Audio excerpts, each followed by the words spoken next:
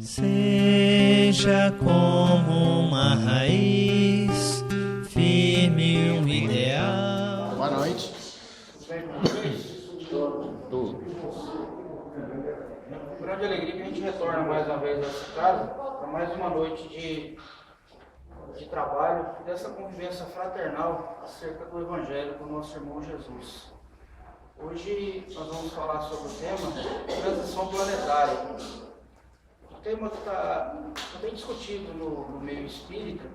A gente vai tentar, da melhor maneira possível, pincelar um pouco acerca desse tema.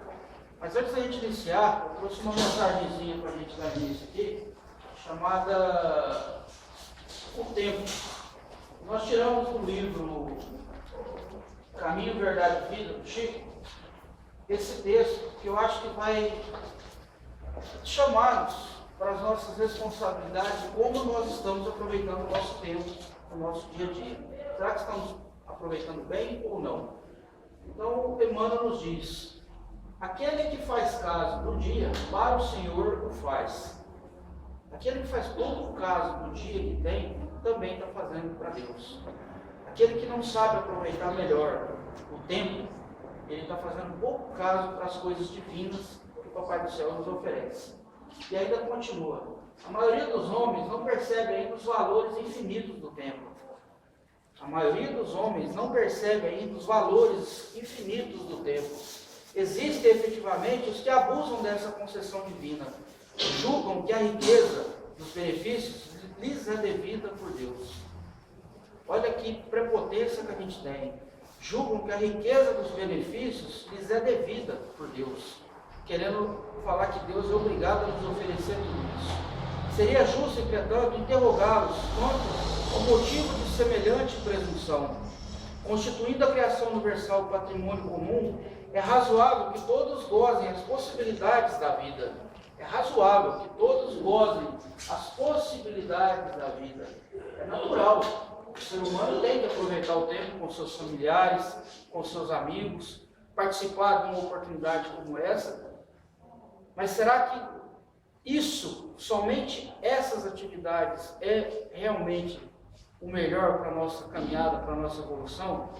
O mundo de regeneração que está vindo, será que eu permanecer nesses meus mundinhos, será que isso vai me fortalecer, vai trazer algo de positivo para que eu venha adentrar, quem sabe, o mundo de regeneração?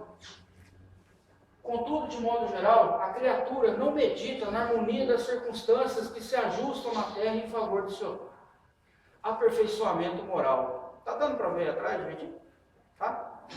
É lógico que todo homem conte com o tempo, mas se esse tempo estiver sem luz, sem equilíbrio, sem saúde, sem trabalho, o que adianta eu ter tempo e não ter saúde, não ter luz, não ter equilíbrio, não ter trabalho, não ter nada? O que adianta? Né? Da melhor maneira que a gente puder, vamos aproveitar. Não custa nada fazer algo de bom em benefício do próximo. Não obstante a oportunidade da indagação, importa considerar que muito raros são os que valorizam o dia, multiplicando-se em toda parte as fileiras dos que procuram aniquilá-lo de qualquer forma. A velha expressão popular, matar o tempo, reflete a inconsciência vulgar nesse tempo, nesse sentido. Tem muita gente matando o tempo, né? Aproveitando, né? Nos mais obscuros recantos da terra, há criaturas exterminando possibilidades sagradas. No entanto, um dia de paz, harmonia e iluminação são muito importantes para o concurso humano na execução das leis divinas. Os interesses imediatistas do mundo clamam que o tempo é dinheiro. Quem já ouviu essa expressão nos dias de hoje? Tempo é dinheiro, né? Para em seguida recomeçarem todas as obras incompletas na esteira das reencarnações. Tudo que eu deixar de fazer nesta encarnação, na outra, além das que eu tenho que fazer, eu vou ter que resgatar as que eu deixei de fazer aqui também. Já pensou que complicação? Hoje eu tenho pernas para caminhar com facilidade para ir fazer qualquer atividade. Será que na outra eu vou ter essas forças nas pernas para caminhar? Ou teria uma dificuldade maior para poder executar qualquer tipo de tarefa? Por que não aproveitar nessa aqui? Os homens, por isso mesmo, fazem e desfazem, constroem e destroem, aprendem levianamente e recapitulam com dificuldade na conquista da experiência. Em quase todos os setores de evolução terrestre, vemos o abuso da oportunidade, complicando os caminhos da vida. Entretanto, desde muitos séculos, o apóstolo nos afirma que o tempo deve ser do Senhor. Não é fanatismo, não é inculcação que a gente tem que colocar na cabeça, essas mitolações que infelizmente a gente vê em algumas religiões. Mas você tirar um pouquinho do seu tempo, veja o dia que tiver oportunidade, abra sua vida e dedique algumas horas ao Cristo, a Deus. Quantos postos de assistência estão precisando de trabalhador no sábado, no domingo, para executar tarefas simples, que é simplesmente levar o seu amor a quem está precisando. E não acha, porque tempo a gente tem que aproveitar, curtir dentro de casa. Aí eu acordo cedo a semana inteira, vou acordar cedo domingo, para ir para a mocidade, para ir para um posto de assistência. Sábado à tarde, domingo à tarde, foi feito para descansar, porque na segunda-feira pode te dar um mês de novo. Quantas pessoas fazem isso? E às vezes aproveita o tempo de formas assim que cansa muito mais e que acarreta coisas negativas muito mais. Quantas pessoas de domingo saem de casa, pegam ônibus ou vai de carro, enfrenta a fila para ver Morrinhos e Novo Horizonte, lá no Serra Dourada, Goiás e Vila Nova. Pode ir? Pode, não tem problema. Mas deixar de fazer um trabalho com Cristo para aproveitar, entre aspas, está deixando de galgar os degraus que a caminhada está pedindo para que a gente faça. As tarefas, as obrigações que a gente veio aqui na Terra para fazer. O nosso tema, transição planetária, a gente trouxe alguns textos de uma palestra que a gente assistiu me fugiu o nome do palestrante agora, que pincelou bem em cima da Gênesis. Então a gente ouviu, tentou trazer da melhor maneira possível o melhor conteúdo que a gente trouxe na Gênesis. A Gênesis é um livrinho que a gente quase não lê na casa espírita, quase não se ouve formar grupos de estudo sobre a Gênesis. Vê do livro dos Espíritos, do Evangelho, livro dos Médicos. A Gênesis, às vezes a gente traz alguns conceitos só do texto, para a gente poder trazer no estudo, tá? Esse texto a gente trouxe do capítulo, para quem tiver interesse na Gênesis, no capítulo 18, o itens 27 e 28, que diz assim: para que na Terra, está mostrando que nós estamos no mundo de provas e expiações. Nessa transição planetária que vai haver, chegando o mundo de regeneração, somente na Terra, para que na Terra sejam felizes os homens, preciso e que somente a povoe espíritos bons, encarnados e desencarnados, que somente ao bem se dediquem. Está nos dando a oportunidade desse conhecimento que no mundo de regeneração, somente espíritos bons é que vão povoar a nossa Terra. E ainda continua: havendo chegado o tempo, grande imigração se verifica dos que a habitam, a dos que praticam o mal pelo mal, então ainda não tocados pelo sentimento do bem, os quais, já não sendo dignos do planeta transformado em regeneração, serão excluídos, porque senão lhe ocasionariam de novo perturbação e confusão e constituiriam obstáculo ao progresso. Eles vão ser excluídos, mas não é assim, vão ser exterminados da face da terra. Não é isso que Jesus, que Deus quer que aconteça. Simplesmente eles vão habitar os mundos que eles tiverem afinidade com o seu espírito. Pessoas que praticam o mal, que só fazem maldade, que não têm um pingo de senso crítico, vão habitar os mundos que eles compartilham com as suas afinidades. Na Terra, só vai reencarnar e conviver numa fraternidade espíritos que têm aquela índole boa. Aí a gente se pergunta: será que hoje, se eu desencarnasse, eu seria merecedor de retornar à Terra se já houvesse um mundo de regeneração instalado aqui? A gente faz essas perguntas. E Allan Kardec ainda continua: sob esta ilusão, espíritos melhores, que farão que reine em seu seio a justiça, a paz e a fraternidade. A época atual e a de transição confundem-se os elementos das duas gerações. Colocadas no ponto intermédio, assistimos a partida de uma, provas e expiações, e a chegada da outra, de regeneração, já se assinalando cada uma no mundo pelos caracteres que lhes são peculiares. Vocês já repararam que nada mais está ficando obscuro no dia a dia? Qualquer coisinha que acontece, daqui 2, 3 dias está saindo na mídia, todo mundo já descobriu, nada mais está ficando. Ninguém consegue fazer, não tem adianta, não consegue mais jogar poeirinha debaixo do tapete sem alguém ver. Sempre tem uma câmera como essa filmando. Ah, vou fazer escondido, ninguém vai ver. Vai ter alguém que está vendo. Parece que Deus coloca assim alguém assim, liga a câmera. Aí está lá brincando no celular de filmar, de repente pega alguma coisa e pronto. No outro dia está todo mundo sabendo. E você queria fazer escondido. Então já está vendo essas mudanças gradativas, mas estão. Por mais atrocidades que a gente veja, nós temos que ter bons olhos para poder verificar tudo o que está acontecendo. É difícil? Muito difícil, dependendo da notícia que nos chega. Mas é necessário que a gente passe pelo crivo da análise que a doutrina espírita nos auxilia a ter no nosso dia a dia. O que vocês estão vendo aqui, gente? Não sou eu vestido de vermelho, tá? Essa bolinha gorda aqui não é eu. E também não é a bandeira do Japão. O que vocês acham que é esse aqui? O que vocês estão vendo? Vou falar, não fica com vergonha não. É um pontinho vermelho, né? Vocês estão vendo? É. No nosso mundo, nas nossas dificuldades, nas nossas limitações, até que eu tenha oportunidade de conhecer Deus e buscá-lo através de uma religião, para eu buscar a transformação e trazer a religiosidade para dentro de mim, eu só consigo ver esse pontinho vermelho aqui, ó. Eu não saio do meu mundo. Todas as dificuldades eu centralizo aqui, ó. Eu canalizo todas as minhas forças, as minhas preocupações, numa única coisa. Quando a gente tem a oportunidade de conhecer uma doutrina, como a doutrina espírita, que nos traz o esclarecimento devido, ela faz isso aqui com a gente. Ela faz isso aqui, ó. O nosso problema está ali. Está ali. Só que a doutrina espírita faz a gente ver além das coisas. A gente sai desse mundo aqui, ó, e tem a oportunidade de ver essa imensidão de coisas boas que nos acontecem.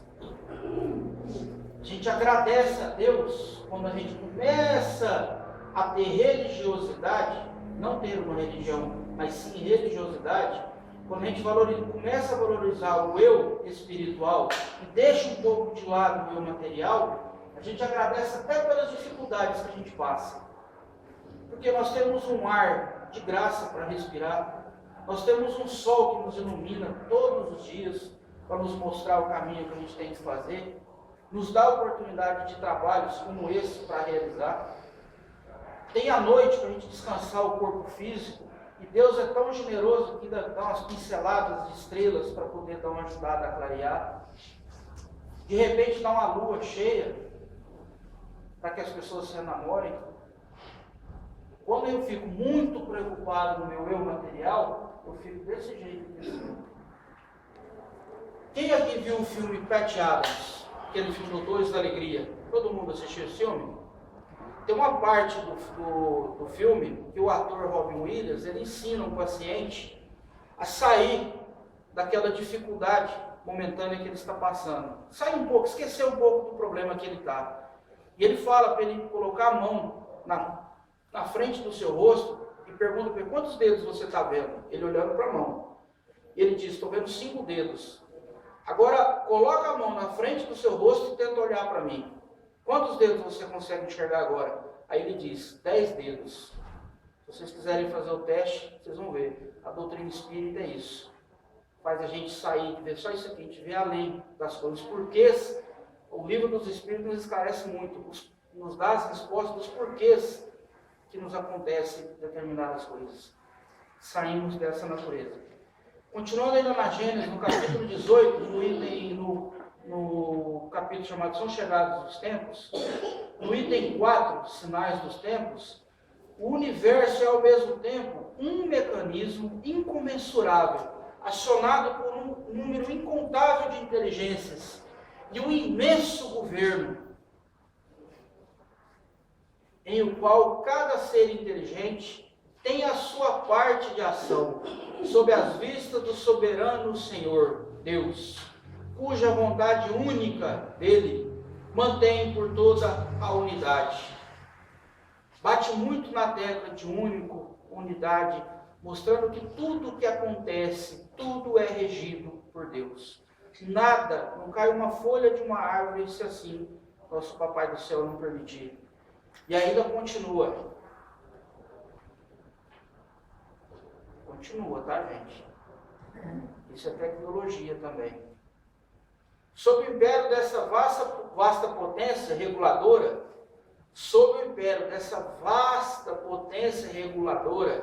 que veio de uma unidade chamada Deus, tudo se move, tudo funciona em perfeita ordem. Onde nos parece haver perturbações,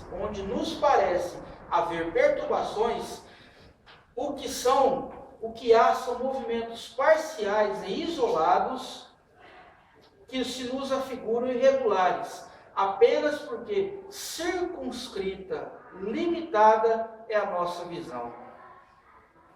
Se lhe pudéssemos abarcar o conjunto, veríamos que tais irregularidades são apenas aparentes e que se harmonizam com o todo.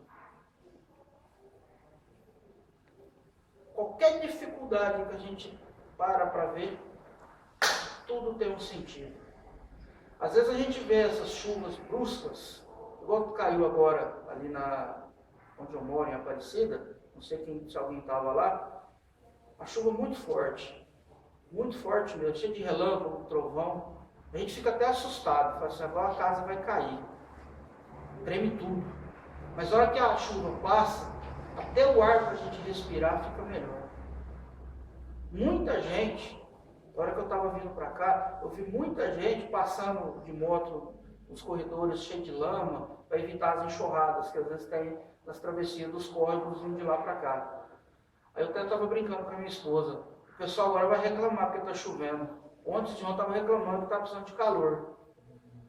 Muitas figuras na internet, o pessoal laçando nuvem com chuva, bora para casa, que você está sumida, vamos lá para dar uma refrescada. Tem muita gente que vai reclamar dessa chuva, você pode ter certeza disso. A gente nunca está contente com nada. No começo do ano, não sei se vocês tiveram a oportunidade de ver, aquele pessoal que ganhou na Mega Sena da Virada, muita gente ganhou, né? Tem uma cidadezinha lá no interior da Bahia, eu achei muito interessante. No dia 31 que foi o sorteio, né? Quando foi dia 1º, dia 2 de janeiro, que o pessoal tinha, muita gente que ganhou, trabalhava no hospital da cidade. A maioria do pessoal que ganhou, dos 22, acho que 20 trabalhava no hospital. Eles fizeram a vaquinha, né? O bolão que eles fizeram. No dia 31 foi sorteio. Naquela noite eles souberam que estavam ricos. No dia 1º e no dia 2, que tinham que retornar para o trabalho, nenhum voltou para o trabalho. No dia 5 ou dia 6, que a filmagem foi lá fazer a reportagem, o pessoal da televisão foi fazer a reportagem, estava um caos. A cidade é pequena, mas estava com dificuldade, porque a maioria dos funcionários não tinha ido trabalhar. Aí o diretor do hospital ligou para eles para saber por que eles não tinham ido.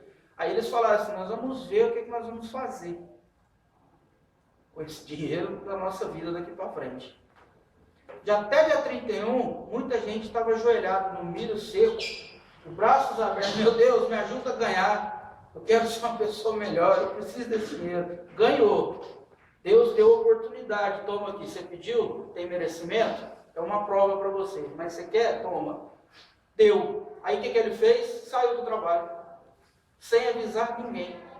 Quantas pessoas estavam precisando de auxílio e não tinham funcionários preparados para tal oportunidade? Olha o que nós somos. Nós vamos ver um diálogo de Jesus com Públio Lentulus daqui a pouco, que vai servir direitinho para a nossa caminhada.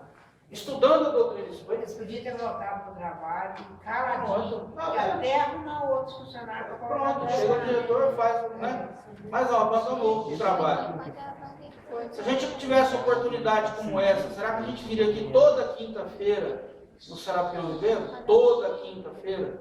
Toda segunda-feira aqui? Participaria de estudos, em dia de quarta, né? Na quarta-feira. Será que a gente faria oração? A gente se lembraria que Deus? Será? Olha o tanto que nós somos ainda. Estamos precisando melhorar. São bobeirinhas que a gente vê, mas se a gente traz para a nossa vida, será que eu também não cometeria da mesma maneira? É um comentário que a gente faz porque a gente viu e ouviu. Mas será que eu também não faria da mesma maneira ou até pior? Né? Quando se conhece, sai daquele pontinho vermelho e começa a visualizar um mundo diferente, quando conhecemos a doutrina espírita, vamos puxar sardinha para a nossa religião, Allan Kardec resume a busca do ser humano, a busca por significado, a busca por sentido. Por que há irregularidades?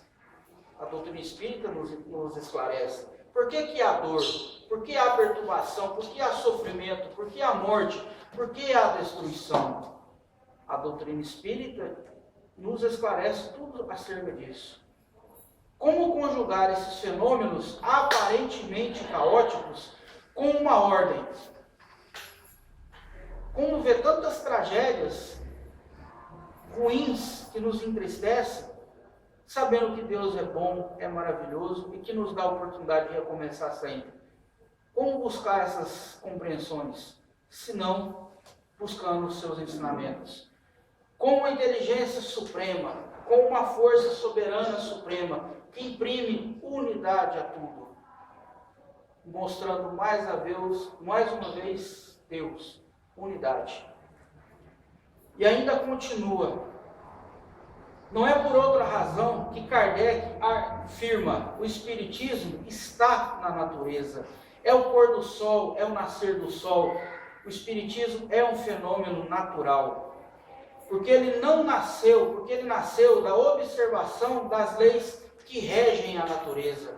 Ele não foi criado por uma única mente. Foram vários estudos até chegar nessa obra. O Espiritismo não é uma seita deduzida em algum escritório, igual a gente vê muitos templos religiosos sendo abertos dentro do escritório. Vai lá que vai ser muito bom para todo mundo. O Espiritismo é o homem se curvando à harmonia do universo infinito. É o homem entendendo que por trás do mecanismo há uma inteligência soberana que confere a tudo unidade. Tudo decorre do soberano um. Ainda do livro Pão Nosso, na lição número 105, observação primordial, e Jesus respondeu-lhe: ó primeiro de todos os mandamentos, o primeiro de todos os mandamentos é: ouve, ó Israel, o Senhor nosso Deus, o Senhor é um só. Resumi os 10 mandamentos em 2. O primeiro é amar a Deus sobre todas as coisas e o próximo como a ti mesmo. Mostrando Deus em todos os sentidos e mostrando que a lei de amor é que faz o ser humano, a criatura, evoluir. Replicando a escriba que o interpelou com relação ao primeiro de todos os mandamentos, Jesus precede o artigo inicial do decálogo de observação original que merece ser destacada. Antes de todos os programas de Moisés, das revelações dos profetas e de suas próprias bênçãos redentoras do Evangelho, o mestre coloca uma declaração energética de princípios, conclamando todos os espíritos ao plano da unidade substancial. Mais uma vez, a unidade. O apóstolo Paulo, no livro dos Espíritos, na última parte do livro, na parte 4ª, no capítulo 2, intitulado Penalidades e Prazeres Futuro, ele nos diz: gravitar para a unidade divina, essa é a meta da humanidade. Gravitar para a unidade divina, esta é a meta da humanidade. A gente fala gravitação, a gente lembra do quê? pessoal que vai para a Lua, né? Fica gravitando, leve, sobe, desce, né? A nossa oportunidade aqui é se elevar para Deus. Aí eu pergunto para vocês, gravitar é fácil? Imagina com uma criatura igual eu. Tanto que é difícil. Mas isso é só o corpo, criatura. Por isso que a gente precisa, tem até uma bobeirinha, a gente sempre faz comentário, que cada um de nós nascemos com uma asa, uma única asa. E através dos aprendizados, das convivências que a gente tem um com o outro, a gente vai se entrelaçando. O passarinho, para voar, precisa das duas asas fortes, não é? Você se aproxima de alguém, tem aquela união fraternal, amorosa, pronto, duas asas já vão ter forças para subir. Vocês imaginam o tanto de gente que eu preciso estar do meu lado. A questão é ficar tudo assim, ó, dependendo do tanto de gente que for. Então tem que ser por igual. Olha o tanto que eu preciso de vocês e dos trabalhos que o Papai do Céu nos oferece para a gente galgar essa evolução.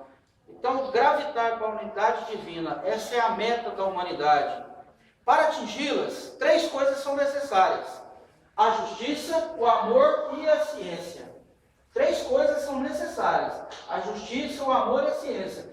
E 3 coisas que são opostas, contrárias: a injustiça, que é contrário de justiça, o ódio, que é contrário ao amor, e a ignorância, que é contrário à ciência. Quando se busca a religião para se obter religiosidade, nós temos que ter isso aqui, ó, esse senso crítico na nossa caminhada. Não ser assim, ó. Por isso que é importante estudar.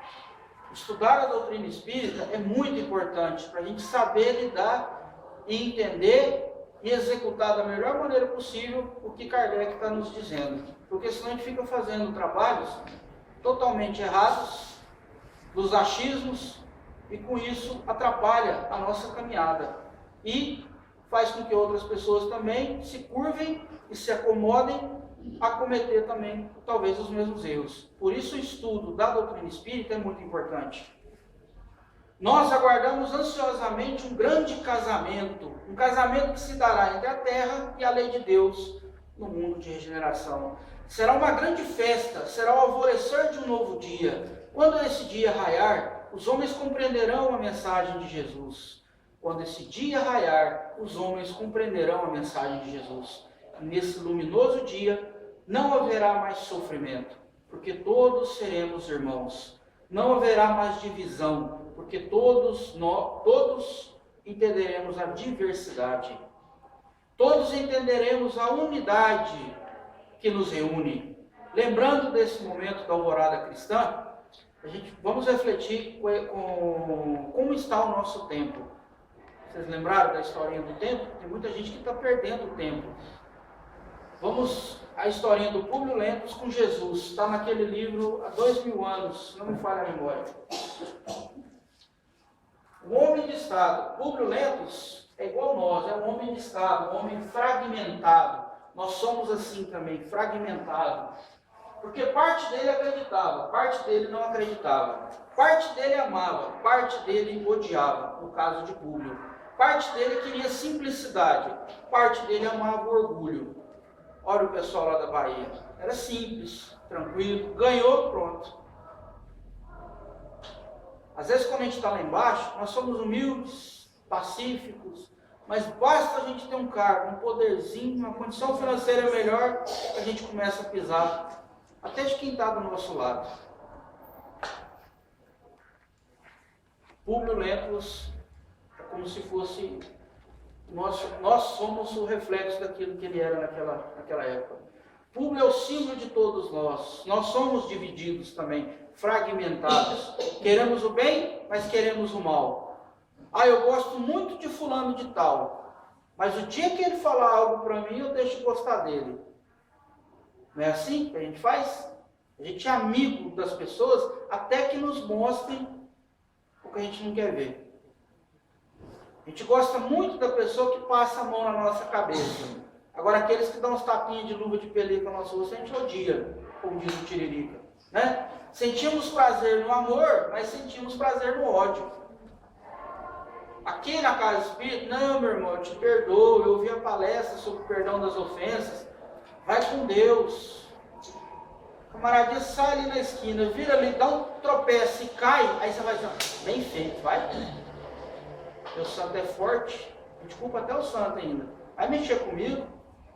E quando ele chegava de frente ao homem íntegro, quando o Públio chegava de frente a Jesus, o homem íntegro, do homem que será o futuro da humanidade, ele ouve essas palavras.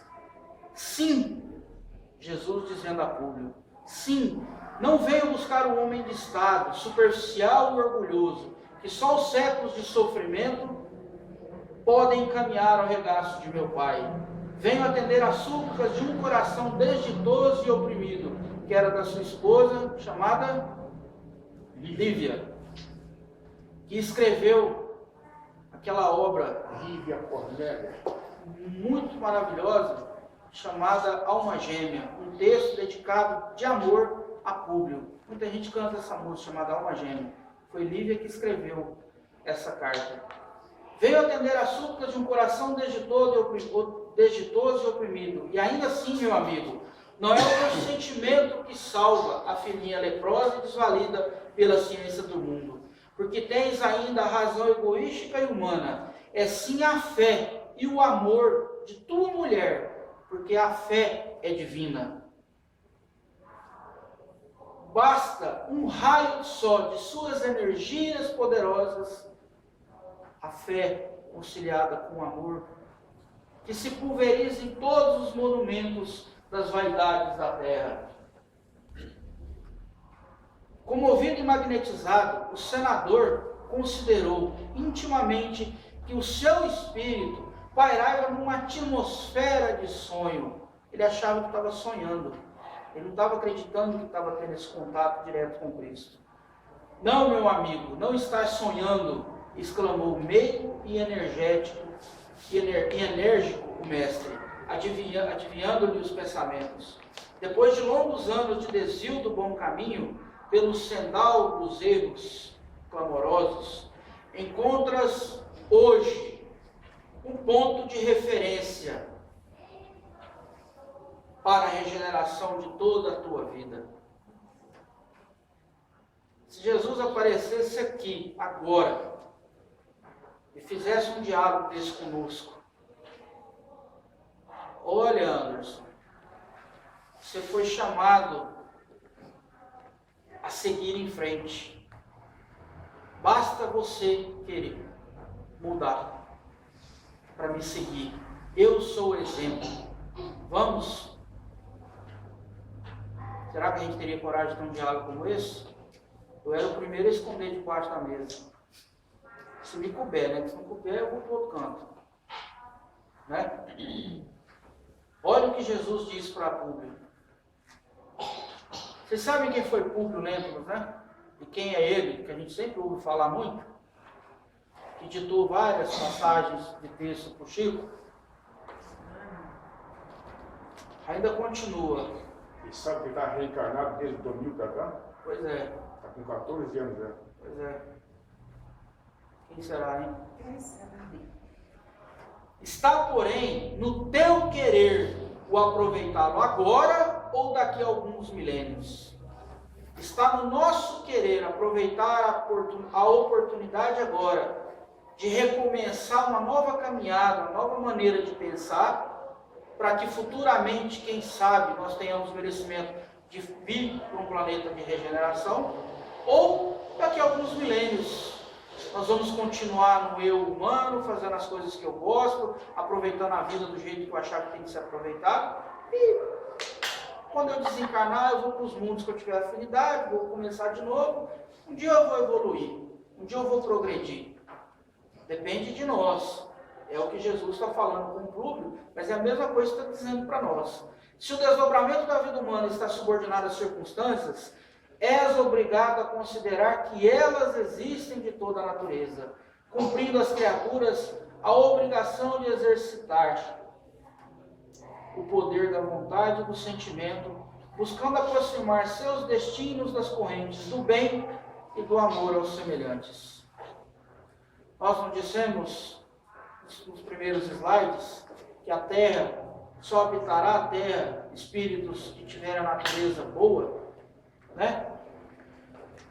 Quando nós estamos fechados no nosso eu humano, cometendo aqueles erros assim pequeninos, mas que vão crescendo, e às vezes por consequências da vida, que não são os acasos, algo nos desperta para algo que está acontecendo. Faz a gente dar um clique, que eu preciso buscar algo. Nós estamos presos no nosso mundo aqui, ó. Nós estamos aqui enclausurados aqui nos nossos problemas, nas nossas dificuldades, nas nossas limitações.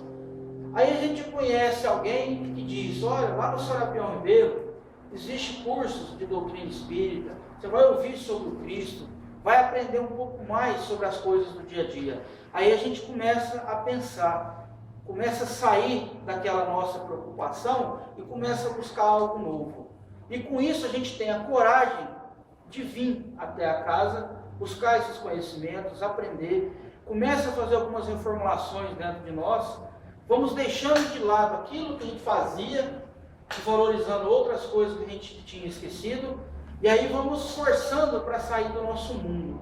A gente vai nos caminhando para sair das nossas preocupações, até sairmos totalmente das nossas preocupações. Elas estão aqui, os nossos compromissos estão aqui, mas eu estou vendo com outros olhos, eu estou valorizando de outra maneira as coisas que me acontecem.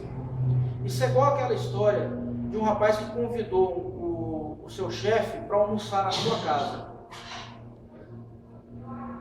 Aquela empresa toda, como qualquer empresa grande hoje, aquele tumulto todo, aquela correria, aquela preocupação, todo mundo procurando bater meta, aquela correria do dia a dia. Na parte da manhã, acabou o expediente, eles foram almoçar. Foram conversando dentro do carro sobre os problemas da empresa, o que eles teriam que fazer depois do almoço e por aí vai. Chegando na porta da casa, a hora que ele ia entrar do portão para a porta de casa, tinha uma árvore bem do lado da porta, bem do lado da casa. E o chefe percebeu que a hora que ele passou para entrar, antes dele entrar dentro de casa, ele passou a mão na árvore. A hora que a esposa dele abriu a porta, ele deu um grande sorriso para ela. A cumprimentou os filhos e entrou para dentro de casa.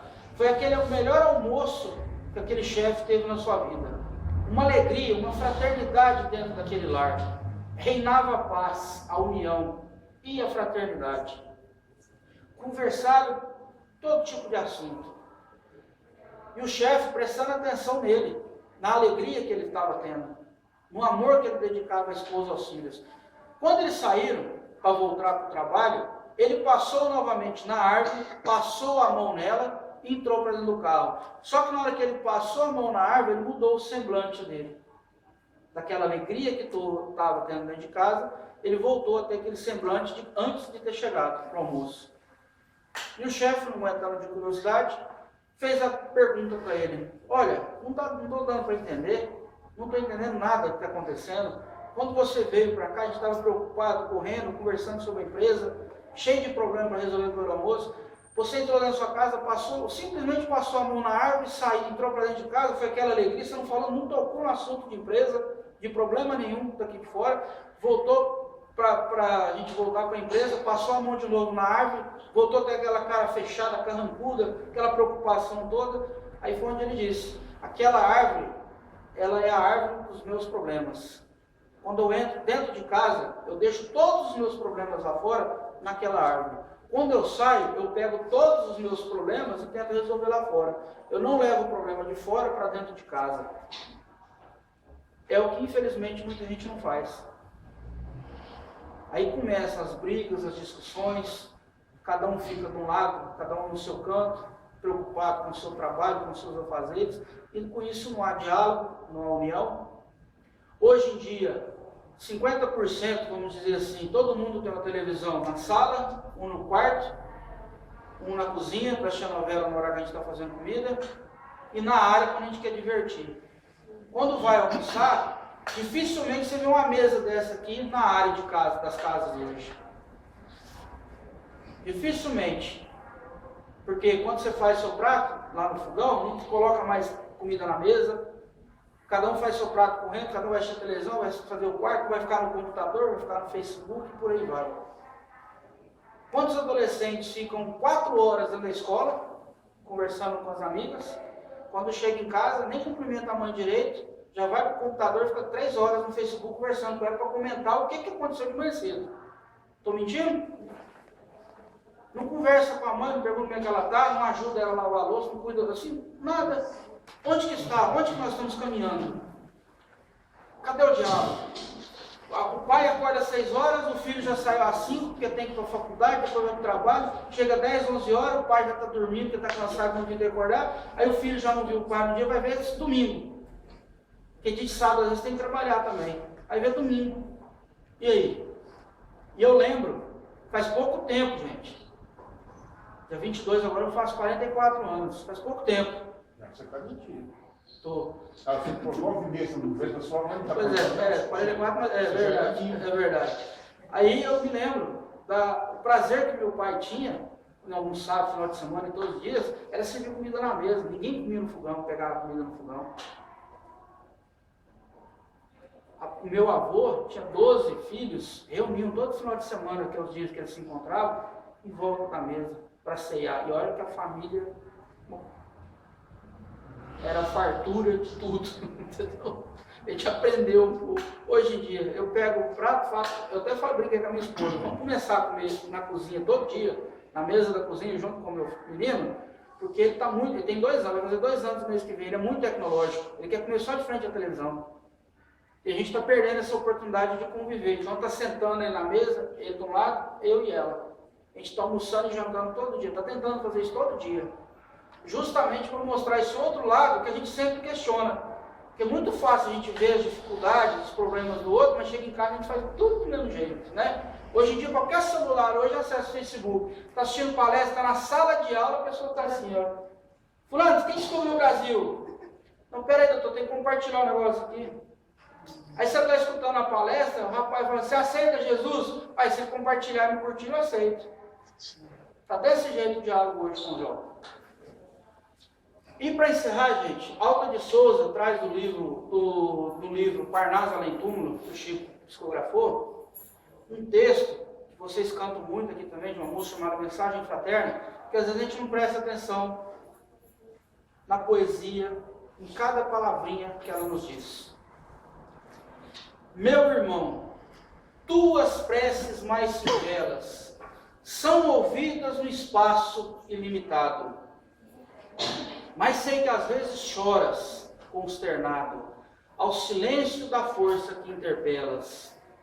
Volve ao teu templo interno e abandonado, a mais alta de todas as capelas, e as respostas mais lúcidas e belas hão de trazer-te alegre e deslumbrado. Ouve o teu coração em cada prece. Deus responde em ti mesmo e te esclarece.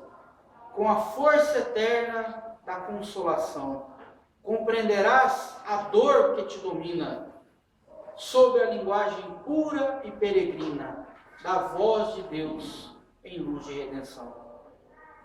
Que a gente possa fazer essas reflexões na nossa caminhada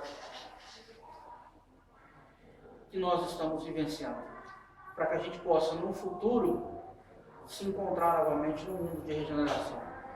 Muita paz a todos, um ótimo final de semana e até uma próxima oportunidade, se Deus quiser. Seja como uma raiz